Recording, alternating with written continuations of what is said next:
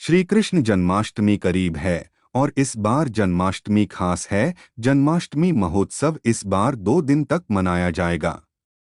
2 सितंबर के रात्रि से शुरू हो रहा जन्माष्टमी 3 सितंबर के शाम 7 बजे तक रहेगा। कृष्ण को भगवान विष्णु का 8वां अवतार माना जाता है, जिनका अवतरण द्वापर युग में हुआ। भगवान कृष्ण को द्वारकाधीश, वासुदेव, देवकीनंदन, श्याम, कन्हैया आदि नामों से भी जाना जाता है। उनकी बाल्या अवस्था गोकुल में बीती, जहां उनके पालक यशोदा और नंद थे। उनके चरित्र को महाभारत और श्रीमद् भागवत गीता में विस्तार दिया गया है। आज हम आपको इस लेख के जरिए बताएंगे कि भगवान श्री कृष्ण के दुश्मन कौन कौन थे जो उनसे प्रत्यक्ष दुश्मनी रखते थे। वैसे तो भगवान श्री कृष्ण ने कई बड़े काम किए और बहुत से असुरों को भी मारा, लेकिन उनका सबसे बड़ा शत्रु उनके खुद के मामा कंस थे। इनके अलावा भी उनके बहुत से शत्रु थे। तो आइए जानते हैं कि श्री कृष्ण के वे कौन कौन शत्रु थे। मामा कंस श्री कृष्ण का बड़ा शत्रु था। कंस की बहन देवकी के पुत्र ही श्री कृष्ण थे। कंस अपनी बहन देवकी से बहुत अधिक स्नेह करता था।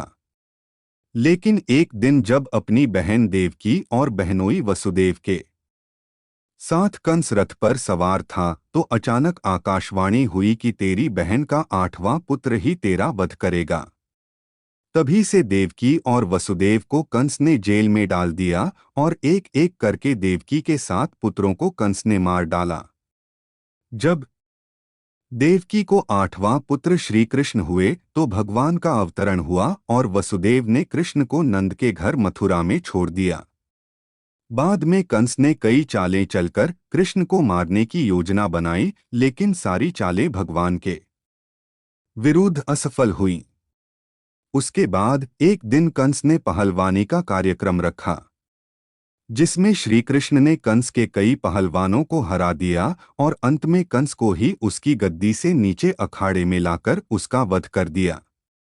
इस प्रकार से कृष्ण ने अपने माता पिता देवकी और वसुदेव को मुक्ति दिलाई। उसके बाद मथुरा का नरेश कंस के पिता उग्रसेन को बना दिया। इस प्रकार से कृष्ण ने त्याग और साहस का आदर्श स्थापित किया।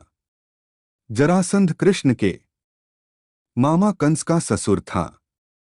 कंस के बाद जरासंध ही कृष्ण के दूसरे बड़े शत्रु थे।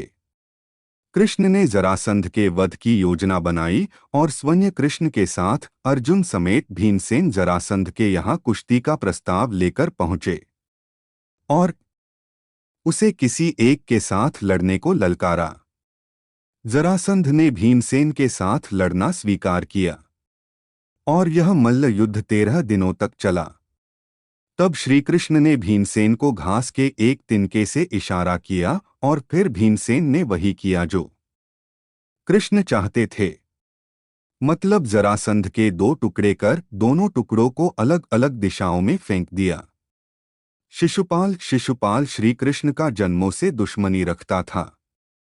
एक बार पांडवों और कृष्ण के द्वारा एक यज्ञ रखा गया था, जिसमें कई राजाओं को बुलाया गया। उसमें शिशुपाल भी आया और उसने कृष्ण को अपशब्द कहकर अपमानित करने की कोशिश की, लेकिन कृष्ण ने शिशुपाल को 100 गालियों तक क्षमा करने का प्रण लिया था।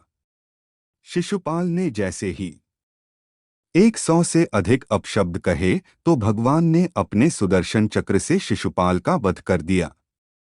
पौंड्रक यह कृष्ण की तरह ही चक्र, शंख, पीतांबर आदि धारण करता था। बहुत समय तक उसकी हरकतें श्री कृष्ण सहते रहे, लेकिन बाद में भगवान कृष्ण ने पौंड्रक का भी वध कर दिया।